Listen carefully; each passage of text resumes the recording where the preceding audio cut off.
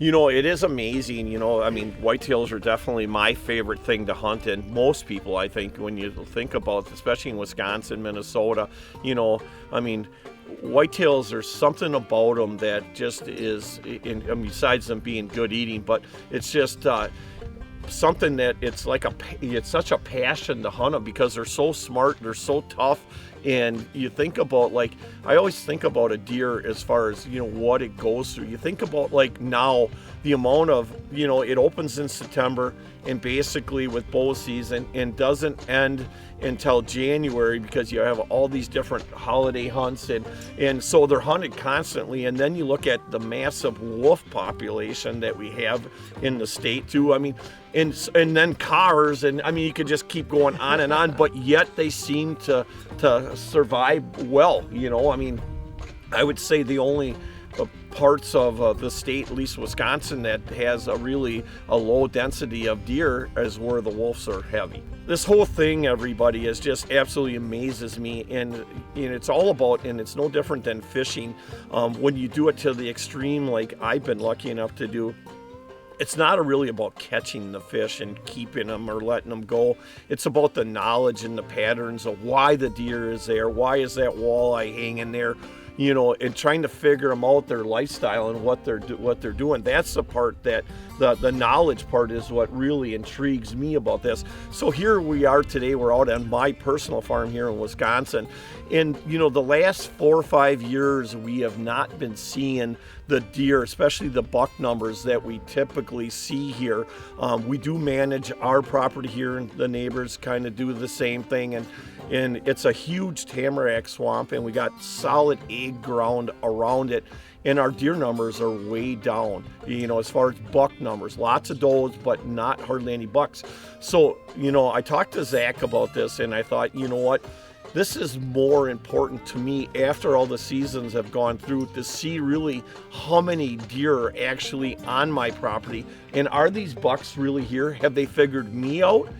Now with the advancements of thermal imaging on rifles, you know, I mean, somebody could, in silencers, I mean, there could be, I'm not saying again that's happening, but maybe that's one of the causes. The other thing could be is that somebody else is buying up large masses of farm ground around here, and they control that farm ground. And is it because of that? Are they changing things? So there's, I mean, I could just go on and on about the variables, but I want to know the first thing, are these deer still here on this farm, right? That's the thing I want to know, and today we're going to find that out. So you guys hang on, deer heinies. When I take a picture from the drone, it takes 4 pictures at once. It takes one with the thermal imaging, one with zoom image, wherever you're looking, zoomed all the way in, one with a wide angle of everything that you're seeing at that time, and then one that's split thermal and zoomed together. Right here's going to be our altitude. Typically we're going to fly at what should be around usually like 200 to 350. We'll stay under 400 feet. That's the airspace for a drone. From a deer perspective, you start getting below 200, you'll probably jump it up. You'll push them. Yeah, well, they'll know that the drone's there. Okay. And like some exceptions might be as if you're flying like next to a highway or something where they're already used to a lot of noise. Right. In which case you could fly right up to the That makes deer. a lot of sense. So right now the range is negative 22 to 33 degrees. And What's the perfect range? red is hot right now in this instance, but a range of about 10 to 15 degrees is good. Right now it's broad because it's just sitting there and it doesn't know what to take in. As I get up in the air and start looking around at the ground, it'll be hopefully within a 10 to 15 degree range to reduce the noise in the image, depending on the environment or what it is you're looking at. So environment might be the time of day, the light of sun, the sunlight that you have, or maybe like different types of density for pines. You know, sometimes you do a black hot as an example, and you can see through some different things by reducing the noise, because the others you have too much red and it just blurs into pink. Okay. I got to ask you a question too, Zach, is that how can you tell, like, obviously when a deer is in velvet, there's a lot of blood going through their horns, right? But this time of year, obviously everything's hard horn, and how do you know that it's a buck on the thermal? You typically don't. Okay. Right? So you're going to look at the deer. You might know a little bit based off of activity, like, oh, there's a group of 3 deer, and then there's 1 deer way over here. It's like, right, that's probably a buck. Probably a buck following up on it. But you're not going to see the antlers on that deer with the thermal imaging. Will you when he's in there. velvet? You can a little bit, and you also can use thermal imaging. I'm looking forward to doing that this January, February, to help find sheds.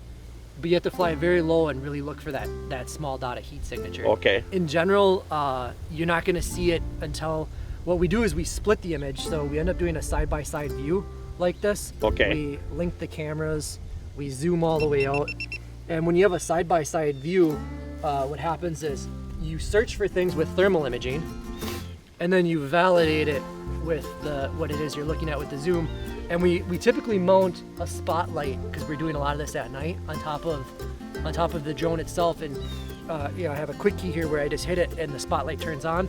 So we're not out shining deer. As I mentioned, this is a gray area for being legal. Right. You can use a light to identify if it is the correct deer. You should not keep the light on as you're flying around, because you're not shining deer. Okay. And so it's just really, a lot of times it's less than 2-3 seconds. It's just flip it on, flip it off. I'm amazed, right?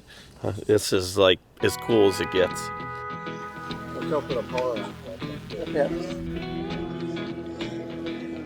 So now we're at about 100 feet. Sometimes when I'm inspecting the deer, I'll bring it down to about this distance. That is loud. If it's wounded, if you get this close to a deer, like they should be getting up and walking around and trying to figure out, especially when I come in hot at them, it's even louder. It's like a semi trying to brake stop, right, or engine stop. So if he doesn't move, he's hit hard. He's gonna die. Right. Yep. So that color red right here is what a color a deer is going to be, but obviously it's just this piece of bark holding heat differently. Yeah. That's interesting. Yeah, so there's a little doe there. You see him? Yep. How many feet up are you? I'm 68 feet up. I'm going to turn on the laser rangefinder. That deer is 230 feet away. You see it on the right hand side there, that little red X on the deer itself.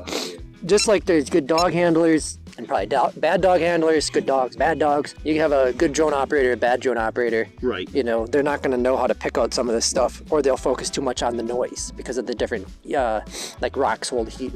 You can see our thermal signature right now, 14 to 35 degrees. So it's getting closer to that, 15 to 20 degree range is still pretty good. That's going to change as we go. It's going to constantly be recalculating as the sun comes out, as the heat changes, and also as at night, as it gets colder. Here you can see that you're not.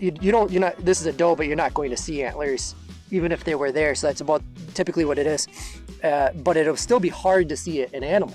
Right. So, like even now looking at that, it can be hard to see that there's a deer there until you get pretty close, and then you're like, okay, well that's a doe. So when I find a deer like that, like in this case, I'm gonna mark it. It'll become purple for a doe. Oh, interesting. Right? Okay. So when we're all done, I'll be able to export all these marks out to Onyx Hunt. Seasonal. Some people like to do it pre bow hunting, and then they like to do like a post gun hunting follow up. Yeah. And it helps them understand the trends of what their deer are doing, the population, how well their woods or their marshes are holding the deer throughout the day. Did you see that here? Before I even move on, just so you guys can see, I put it in the upper right hand corner of that green square. Do you see the deer? Hold on. Look on here once. Do you see those deer? Oh yeah. Yep. It's oh yeah. hard just because of where you guys are. Yep. But like I can see them right away. Yeah. I use red hot more than anything. I think people get comfortable with what works for them. The reason that I use red hot is, I think. Look right at the camera. Right. I think in general, people know. That one's laying down. Oh, it was laying? Yeah, I think so. I can go back to it. So this would be another doe. Oh, wait, that's a buck. No, it's a doe. So this is a good example too here. You see that red? What it really is it's not a stump. It's a tree root ball. Right there, huh? Right here. It's like a triangle. Oh right yeah. Here. Yeah, I see it. So that tree fell, and then those balls hold different heat signatures. Oh, that's interesting. As you get into the swamps, you see a lot of that. I think in general, people know to look for red as hot, or they're mapping. Oh, it is standing. Yeah. Okay. He's looking right at the camera. Yeah, that's cool. So you'll mark that. Yeah, I marked those three. There's a couple more deer. And the cattail's on. Yeah. Just getting out of this wind. What do we got here? Another doe. Sleeper East, that's deer 5, that's deer 6.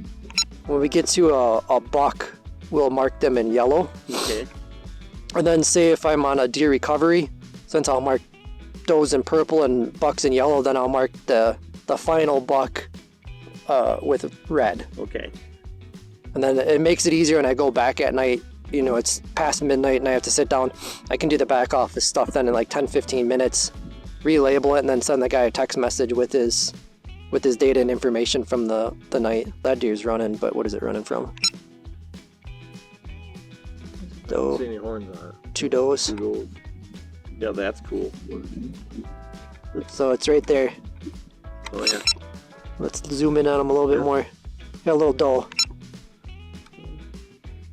Oh yeah. Oop.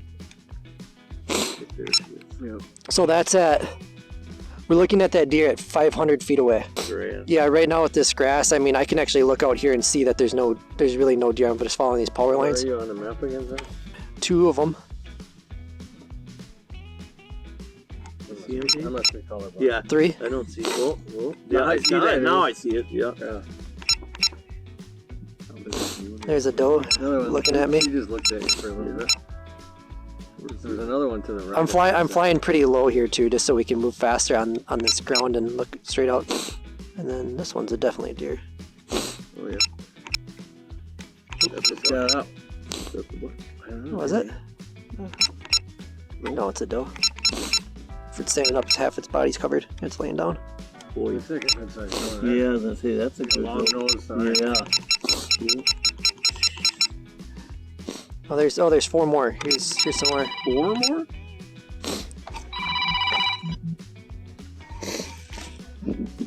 There's doe. Be a bucket or something. Yeah. I couldn't imagine. There's a Oh, buck. there's a buck. That's a decent buck. Yeah. Oh, he's got one side. Yeah. That's a piece.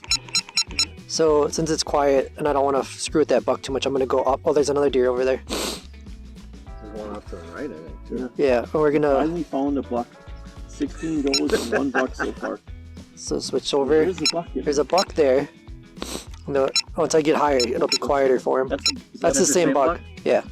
I just want to get a good picture of him. One good one. It's always the same. He's gonna be a dandy next year. Yeah, right. Yeah. That's how you see him in your neighbor's pool. Yeah, right. Is that buck yet? Yep.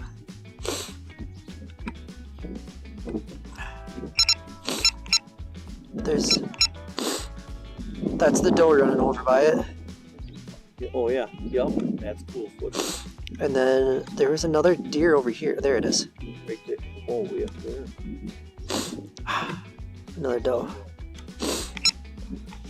Something here. Yeah, little guy laying in the ground. Little doe.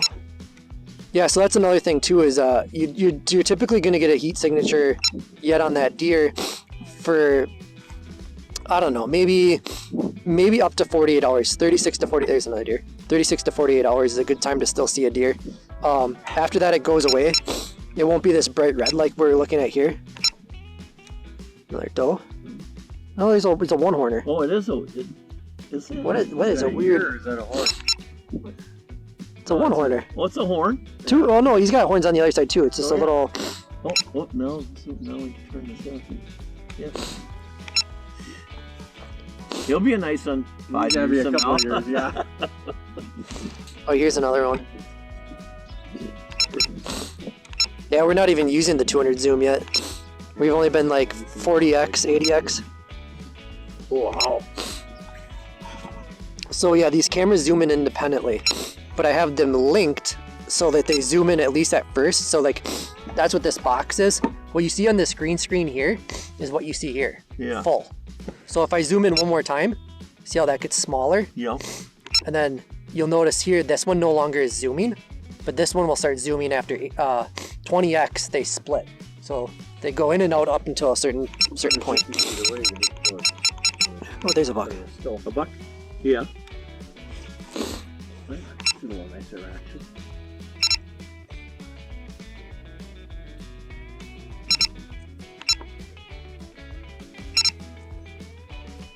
No, is this a... There's a He's on though. yeah, there's an antler. There's a buck. Oh, there's a buck. Yeah. He's got only one horn left.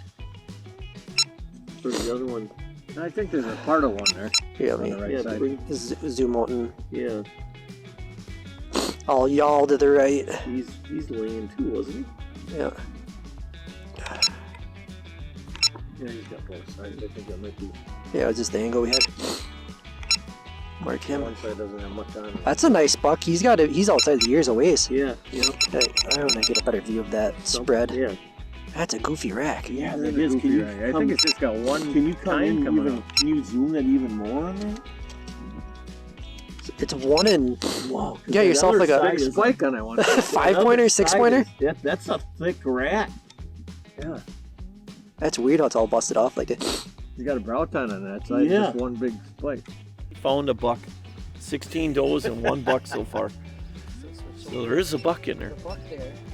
This is where, if you're ever yelling at your kids not to play any video games, it could potentially pay off. Right. Becoming a drone pilot. Right. So what do you mean by keeping the batteries hot? So there's always one in there. Yep. Now I'm going to 2. Okay. Once that powers up, I got 2 and I'm good. Now I pull out 1. And you wait till it powers up. Yep. Yep. Okay. And now you can see actually here in the back, this one's going up and down. Yeah.